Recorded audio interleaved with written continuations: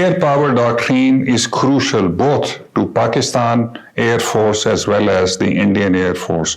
Both have shortage of funds because the air arms today are highly capital and technology intensive. One weapon system like a fighter bomber or a fighter is going to cost something like 40 to 45, $50 million. Next generation fighters that are going to come, which is roughly the 5th or the 6th gen, are likely to be costing somewhere around $80 million plus minus. So that's an exorbitant price. So we need to work out our ways of doing things, and that is exactly how doctrine is or should be derived. Ways of doing things at 3 levels: strategic, operational, and tactical. Strategic doctrine is the one most relevant because it drives the operational and tactical level ideas or doctrines. Both the air arms of India and Pakistan inherited a similar kind of environment. And when we look at doctrine, there's 3 sources, which is history, theory, and technology. We have had similar historical backgrounds, operated in Burma, operated in Miranshah, etc. And we also have had similar history to look at. How we interpreted history was a little differently, because I think the Indians, let's give it the credit, were a little better at reading. So they imbibed bombers will always get through doctrine to be their centerpiece, 65-71. So they inducted pure bombers also, which was roughly Mystairs, and they had Oregons, and they had Canberras, and they continued even after 71 when they inducted Jaguars. Pakistan Air Force learnt a different lesson and came up mostly with fighters and fighter bombers, and their doctrine was mostly based on air superiority. But come 97, and George Stanham, the researcher from RAND, visits India and talks to them, and he writes a book about the Indian Air Force ideas on doctrine, and declares that Indian Air Force does not have a doctrine. And he draws this lesson because the Indian Army has derived much more importance in the minds of their political leaders, who were very, very effective, right from Nehru to Lal Bahadur Shastri to Indira Gandhi and everyone. They were very, very empowered leaders, and they actually drove the ways of doing things or doctrines of all 3 services. Indian Army, when we look at 65 war, we look at Kargil, was given precedence. Indian Air Force was the last one to know that there is going to be a war and they have to do some role in this. Pakistan Air Force, fortunately, both did not have a written doctrine during 65 and 71, but the unwritten doctrine of Indian Air Force could not find favor with the Indian political leadership. On the contrary, we in the Pakistan Air Force were far more fortunate, where the geopolitical and the military environment that enabled street smart fighter pilots like Rafiqi, Alauddin Saab, and M.M. Alam and Sajjad Haider to work miracles, led by a very, very capable Noor Khan, and of course molded by Asghar Khan. So we did have a little better of the Indian Air Force in 65. 71, we were heavily outnumbered in the East. We did very well with single 14 squadron against 10 or 11 Indian high-tech squadron relatively. In the West, we did equally well, notwithstanding we lost half the country, so we can't really truly celebrate. But 65 war dictated that Pakistan Air Force vis-a-vis versus the Pakistan Army had good support. So wherever we wanted to induct weapon systems, both air defense as well as aerospace, we found the money and funds weren't a problem. For Indian Air Force, no, this was not to be. They declared that they found this favor from Nehru probably after 62 war, that their Indian Air Force is going to be 45 squadrons strong. It is hovering around right now, I think about 30 plus. And most of them, MiG-21s, are being grounded. LCA is not doing very well. Notwithstanding, viewers, the Indian Air Force also, we must fully acknowledge, is a thoroughly professional Air Force, especially at the tactical level. They've done well. Their pilots were very good. Flight Lieutenant Divya came and he battled with a 104 and he was flying a Mystier 150 nautical miles into Pakistani territory, and he he was so cocky, ended up doing vertical scissors with, and in one of the scissors they collided. Flight Lieutenant Amjad ejected and Divya went down. With the aeroplane. Later on, he was recognized much later and given, I think, a Veer Chakra. When we look at Nirmal Jeet Singh Sekhon, flying officer in a NAT in 71, he almost gave a very tough time to a six-shipper led by Wing Commander Sharbat Ali Changesi. Fell martyr, and he was, of course, given later a Param Veer Chakra.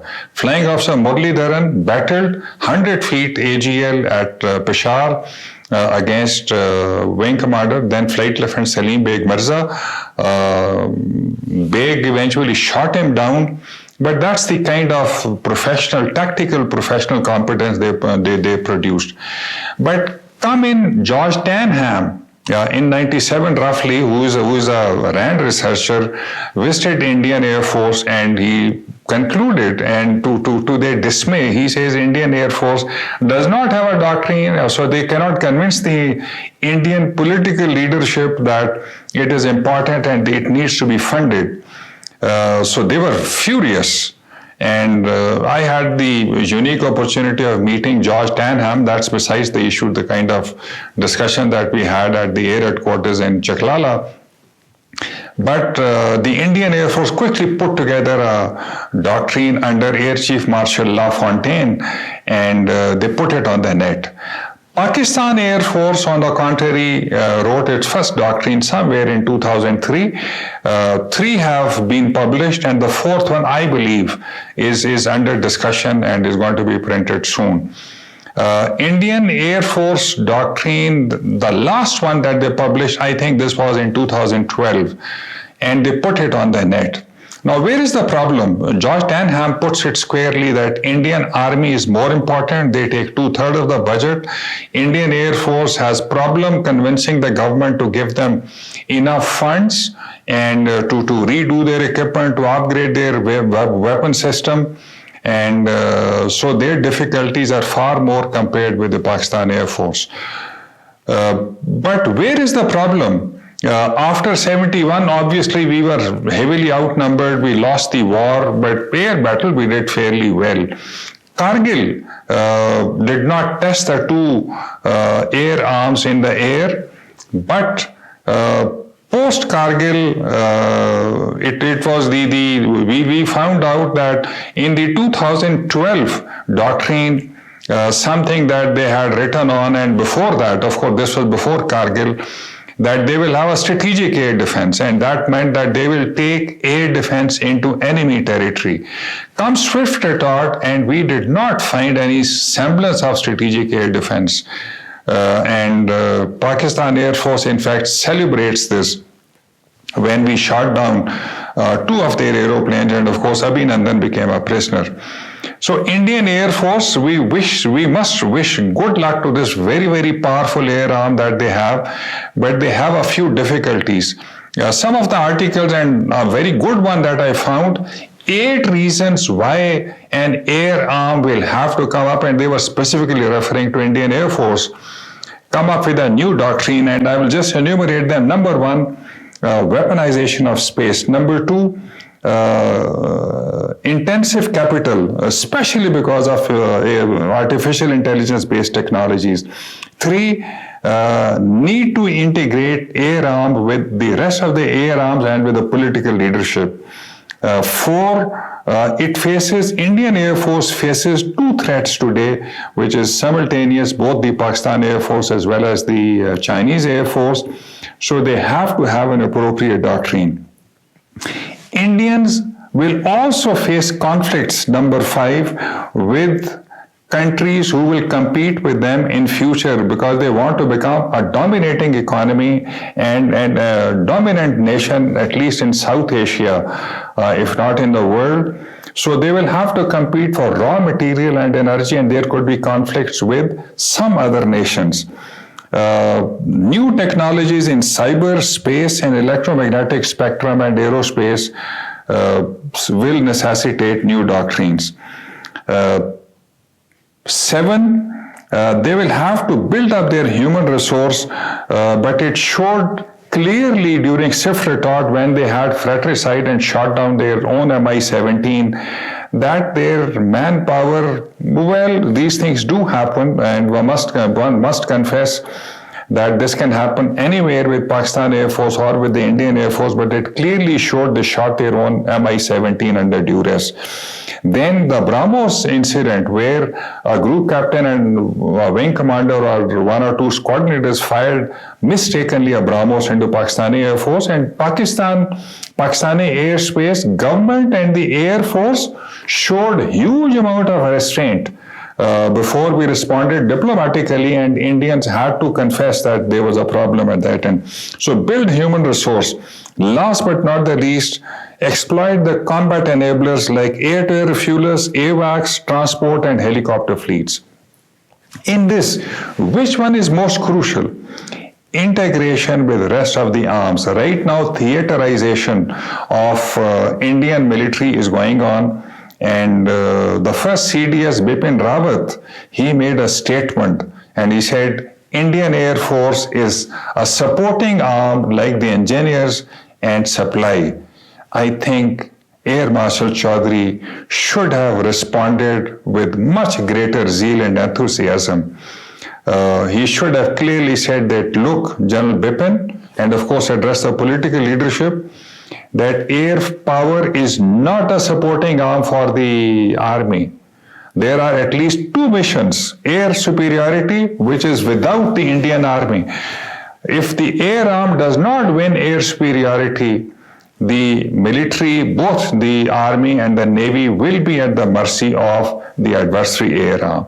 And number 2, if the air arm can also operate independently of rest of the military and carry out strategic strikes. Now this is an independent mission, and a good strategic strike at a vital center of gravity can make the adversary government recoil and change all its strategies.